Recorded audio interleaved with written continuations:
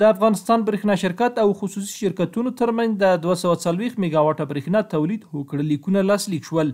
د افغانستان برېښنا انرژي د پانګونې فرصتونو کانفرانس کې د افغانستان برېښنا شرکت عمومي اجرایوي رئیس ډاکټر عبدالباري عمر او د زولرستان کمپنۍ او غضنفر ګروپ استازو ترمنځ د 100 میگاواټه لمریزې برېښنا تولید د همکارۍ هوکړه لیک لاسلیک شو.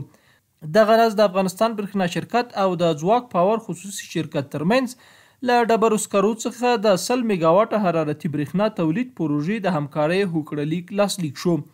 یا د پروژې به د کابل سروبي ولسوالۍ کې پلي کیږي چې ورسره به د برېښنا کمښت ستونزه تر ډیره بریده حل شي. پر دې سربیره د افغانستان برېښنا شرکت او کابل ملي شرکت ترمنځ کابل کې صنعتي پارکونو ته څیرمه د 40 میگاواټه برېښنا تولید هوکړه لیک لاسلیک شو او د افغانستان نوي کیدونکې انرژي ټولنې او عزیزي بانک ترمنځ د همکارۍ هوکړه لیک هم لاسلیک شو. د افغانستان برېښنا شرکت هیواد کې د برېښنا اړتیا کچې بشپړونې او شته ستونزو حل لپاره د یو منظم پلان له مخې چټک کار کوي.